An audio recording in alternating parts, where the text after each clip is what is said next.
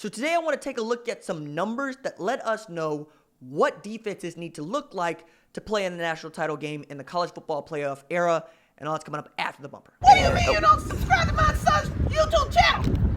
Mama, no! Just snap the damn ball, RJ. What's up, kid folk? It's RJ Young. I am not on a step mill. Consider hitting the like and subscribe button because I upload video every single day. It's always OU related, college football related, sports related. We have a good time. And today I want to take at what it takes for teams to play a national championship game when it comes to defense. So I took a look at points allowed over the course of a season by teams that won the national championship, finished runner-up, and then the scoring margin of teams that got to play in the national title game in the college football playoff era. So let's get into that, and I'll tell you why that's important once we do these numbers. So first, taking a look at the national champs.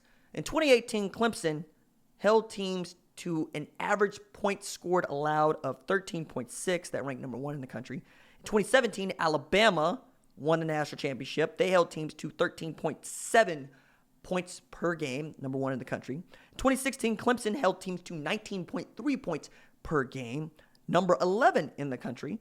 In 2015, Alabama held teams to 13.9 points per game, number 2 in the country. And then in 2014, Ohio State held teams to an average of 22.1 points per game, 19th, all right? So those are your champs. What are the runners-up do? Runners-up, Alabama in 2018, 18.1 points per game, number 10 in the country. 2017, Georgia, 15.8 points per game, number 4 in the country. 2016, Alabama, 13.7 points per game, number 1 in the country. 2015, Clemson, 20.8 points per game, number 19 in the country, like Ohio State 2014 when they won it. And then 2014, Oregon, 23 points per game, number 29 in the country. By far the worst defense to play in a college football playoff national championship game. Okay? Then I'm taking a look at what are the teams that we expect to be contending for the college football playoff national championship game doing.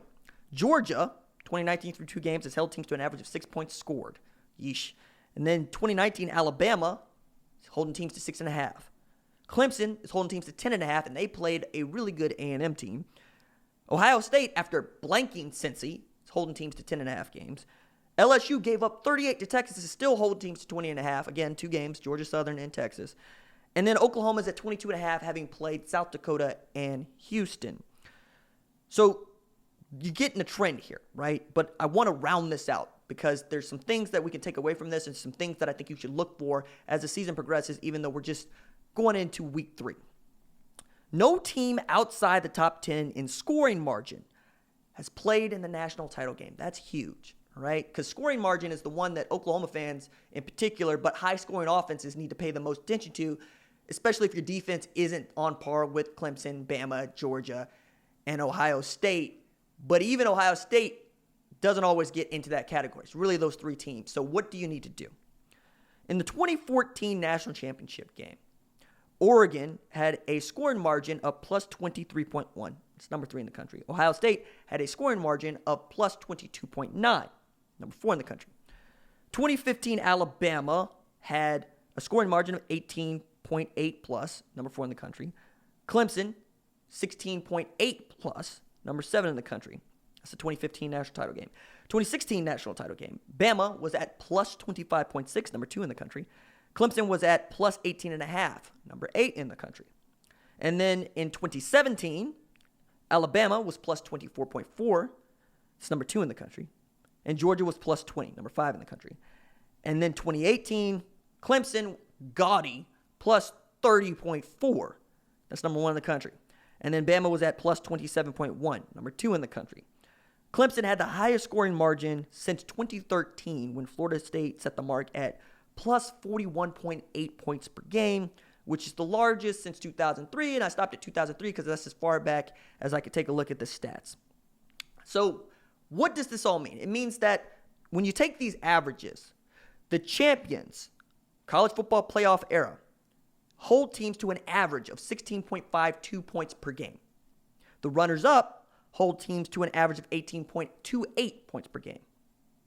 So you need to be in that 16 to 19 range to really have an opportunity to play for a national championship on average. Obviously, take a look at Ohio State, take a look at Oregon, and that's really your outlier, but not by a lot because we're talking about 22 and 23, right? We're not talking about a whole lot of points here. We're talking about right where Oklahoma is on the margin. Then, taking a look at scoring margin, the average among all of these teams that play in the national title game is 20.88. So, if you are Oklahoma, if you are or Ohio State, honestly, if you're one of these teams that has a hard time getting into the top 5 or even cracking the top 10 when it comes to points allowed, scoring defense, that sort of thing, take a look at the margin. The margin's going to tell you a lot because most people expect Oklahoma's offense to continue to be, if not the best, one of the best in the country. And that's never been a thing, right? Because as long as Lincoln Riley has been calling plays at Oklahoma, the offense has been a juggernaut. It's the defense that you want to watch. And knowing that you held South Dakota and Houston to 22.5 is good. It's also better when you realize that you played a bunch of guys that don't necessarily start in the fourth quarter against Houston and who don't start in the third and fourth quarters against South Dakota. But what does that tell us?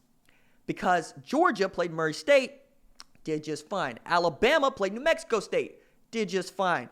It's the depth. 1 through 22 offensively, Oklahoma can run with anybody and probably outrun most people.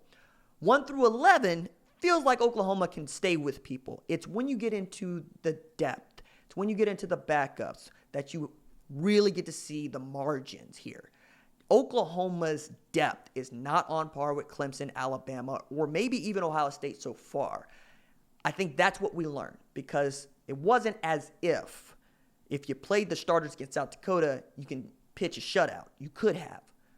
What we saw was when you put in guys that don't play a lot, who don't have a lot of reps, who might be younger, who might not just be as good, you gave up more points to an FCS opponent, and you gave up more points to Houston. Okay, now you got a fourth quarter stop and a fourth down stop, but you get where I'm going with this. The depth behind Oklahoma is going to have to get better in a hurry this year for them to play in a national championship game. And I put it at national championship game and not national championship or even college football playoff semifinal because Oklahoma has proven you can be abysmal defensively and still make that game if your offense is historically the best to ever do it. But that's not really what we're talking about. We're talking about defense. And defense, as they say, wins championships. All right, that's it for me. Deuces.